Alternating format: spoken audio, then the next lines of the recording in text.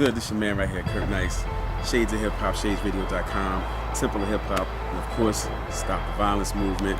And of course, like I said, we were on our way out to Cali, and we're finally here. We finally got situated and caught up with my man. This is my man, Gus Gauntlett. Now, y'all heard him for a while when we had the whole Big Apple Turns To Cider play.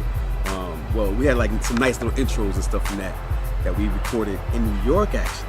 And that's actually where I caught up with Gus, in New York.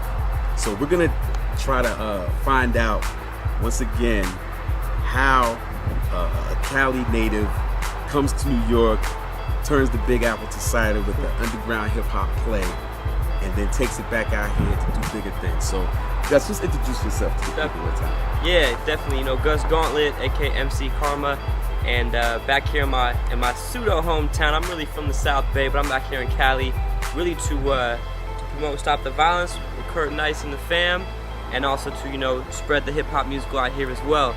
Since the story follows the journey from California to New York and the knowledge that's necessary to bridge hip hop across the country.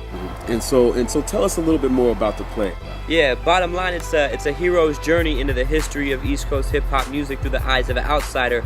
The outsider being from California, because the main thing that I've noticed in my life is that people from California don't know a lot about classic hip hop on the East Coast, and vice versa. People on the East Coast sometimes don't know about Cali hip hop. So the purpose of the play is that if we really want to have enlightenment and connection, we have to gain that education through each other. So it's the trials and tribulations of someone gaining that knowledge and trying to assimilate into the New York hip hop culture, which is never an easy task for anyone, period. And he's kind of like, what happens is a cat comes from LA and he's ends up like the one of the first pivotal scenes is he's like at a record store, I believe. Right.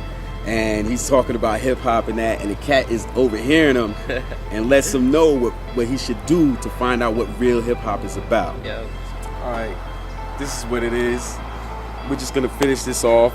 Gus is about to bless us with a little taste of what the Big Apple Turns To Cider is really about, man. Tell them what it is. Definitely. This is the story of a change in location. Unexpected was the cause, far from a vacation. As always lived the haters that said he couldn't do it, but the law was on his tail. He had to chew through it. He brought his life in a backpack, wrinkled clothes and rhyme tracks. No goodbye to his fam, no phone chat, no contact. Just a one-way ticket on a bus in disguise, with weird tears and fears glazed over his eyes. The sacrifices were infinite, like ceremonial deaths of infant kids. His world changed in an instant, charged with a crime he was innocent, but tried fighting cops who was ready to sentence him. He figured he'd be like the worm, high in the Big Apple life term. Time would set him free, LAPD no longer concerned. Showed up in the city where his name was weightless. He flipped his lucky coin on both sides, said make it. He traded soft beaches for concrete screeches, Chuck Taylors and khakis for old school Adidas, Kobe and the Lakers and Knicks and Harlem Shakers, Jets, Giants and Mets over Dodgers, A's and Raiders, Death Row for Def Jam, Ice Cube for Method Man, same high-rise buildings, just a new way of seeing them. He wasn't out there for Times Square or TRL, just till the hip-hop culture heard him real well. The stage is set, win or lose, place your bet, because now begins the journey, better yet the quest for respect. That's Big what Apple Turns To Cider. Gus Gauntlett, that's your man right there. Kurt Nice. Kurt and ICE on the side. It's the God right here. Yo, stop the violence, keep it moving. This is what it is, shadesradio.com, Temple of Hip Hop. We here, man, West Coast, all right? That's what it is.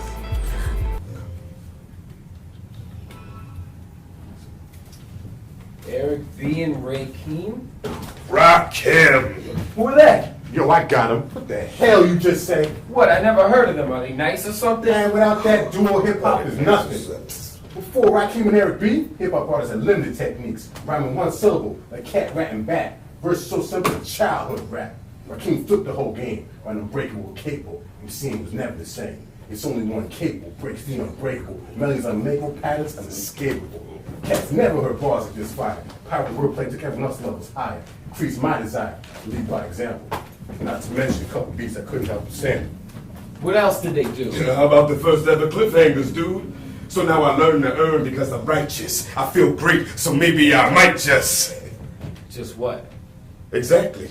He keeps you guessing at his rhymes, makes you stay tuned to the next line. Showed you that rapping didn't have to be limited, skills infinite, and nobody dropped beats like the homeboy Eric did.